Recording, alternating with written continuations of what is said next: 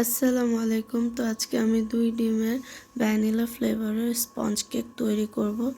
তো রেসিপিটি শুরু করা যাক। এই তো আমি মেজারমেন্ট কাপে সব শুকনো উপকরণ নিয়ে নিয়েছি। এখানে দিব হাফ কাপ ময়দা 2 ডিমের জন্য। তো এই তো আমি কাপের মেজারমেন্ট ভালোভাবে দেখিয়ে দিচ্ছি। তো এখানে হাফ কাপ ময়দা নিয়ে তারপরে এখানে এই রেসিপিটাতে দিতে হবে 1/3 কাপ চিনি।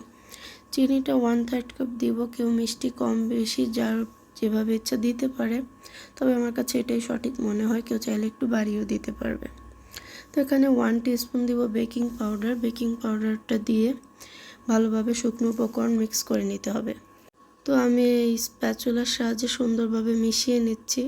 তো ভ্যানিলা কেকে কেউ পাউডার মিল্ক তারপর হচ্ছে কর্নফ্লাওয়ার এগুলো দিতে পারে, আমিও দিয়ে থাকি, কিন্তু আবার প্রায় সময় দেই না।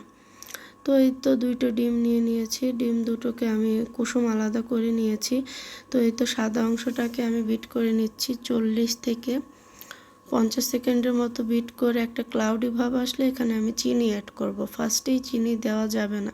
ফার্স্টেই চিনি দিলে চিনিটা মেল্ট হতে অনেক লেট হয়, তারপর চিনিটা ভালোভাবে গলে না, আসলে নিচে পড়ে থাকে। তো প্রথমে সাদা অংশটাকে ভালোভাবে এরকম কিছু সেকেন্ড বিট করে ক্লাউডি ভাবে এনে তারপর চিনিটা ধীরে ধীরে মিক্স করতে হবে।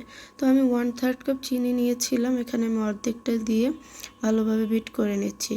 আর হ্যাঁ, যে বল বা বাটিতে ফোম করা হবে সেই বাটিতে যেন সামান্য পরিমাণ পানি বা লিকুইড কিছু যাতে না থাকে, একদম শুকনো একটা বাটিতে ফোম করতে হবে। পানি থাকলে কিন্তু ফোমটা পারফেক্ট হবে না বললেই চলে।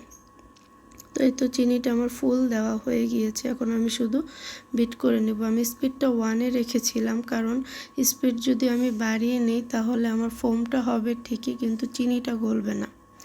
চিনিটা না গললে কেকটাও পারফেক্ট হবে না। তো আমি এখানে ভিডিওর স্পিডটা একটু বাড়িয়ে দিয়েছিলাম। তো এই তো আমার ফোমটা রেডি হয়ে গিয়েছে।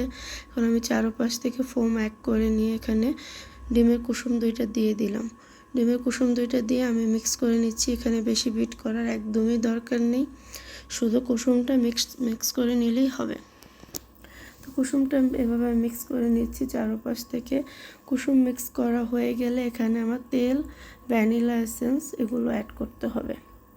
তো কুসুম মিক্স করা ডান। এবার আমি অ্যাড করব ভ্যানিলা এসেন্স। 2 ডিম, হাফ কাপ ময়দা। এই দুই ডিম, হ্যাঁ 2 ডিম আর হাফ কাপ ময়দার জন্য দিতে হবে 1 টিস্পুন ভ্যানিলা এসেন্স। তো আমি এই যে ভিডিওতে ভালোভাবে দেখিয়ে দিচ্ছি, ভ্যানিলা এসেন্সটা 1 টিস্পুন দিতে হবে। কেউ চাইলে একটু কম বা বেশি দিতে পারে, কোনো প্রবলেম হবে না তাতে।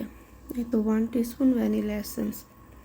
তো তেলের বিষয়টা হচ্ছে স্পঞ্জ কেকে তেল সম্পূর্ণ অপশনাল থাকে, কেউ চাইলে দিতে পারে, না দিলেও প্রবলেম নেই। তো আমি দিয়ে থাকি, আমার না দিলে ভালো লাগে না। আমি 1 টেবিল স্পুন দিয়ে দিলাম। 2 ডিম, হাফ কাপ ময়দার জন্য 1 টেবিল স্পুন রেগুলার সয়াবিন তেল। তো এখন আমি শুকনো উপকরণ অ্যাড করব। শুকনো উপকরণটা খুবই ধীরে ধীরে রিল্যাক্স একদম অ্যাড করতে হবে, নাহলে ফোম বসে যাবে। ফোম বসে গেলে কেক পারফেক্ট হবে না। তো এভাবে ফোল্ডিং মেথডে ঘুরিয়ে ঘুরিয়ে হ্যান্ড উইক্স দিয়ে সুন্দরভাবে মিক্স করে নিতে হবে। তো এই হাফ কাপ ময়দাকে আমি 3বারে মিক্স করেছিলাম। আমি যেহেতু ভিডিওটা ফাস্ট করে দিয়েছি, এই কারণে মনে হচ্ছে যে আমি খুব ফাস্ট মিক্স করছি, কিন্তু না, আমি খুব ধীরে ধীরে মিক্স করছিলাম। ভিডিওতে এরকম দেখা যাচ্ছে। তো এই তো আমার দ্বিতীয়বার ময়দা মিক্স করা শেষ। এবার আমি লাস্টের ময়দাটুকু দিয়ে দিলাম। দিয়ে এভাবে ফোল্ডিং মেথডে ভালোভাবে মিক্স করতে হবে।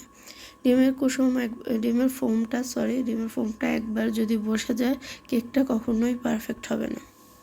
কেকটা ফুলবে ঠিক, বাট ফুলে আবার কেকটা বসে যাবে, চুপসে যাবে আর কি। তো এই তো এরপর শেষে আমি স্প্যাচুলা দিয়ে একবার উপর থেকে নিচ পর্যন্ত এভাবে ঘুরিয়ে মিক্স করে দেখে নিচ্ছিলাম, শিওর হচ্ছিলাম আর কি যে কোনো শুকনো উপকরণ আছে কিনা।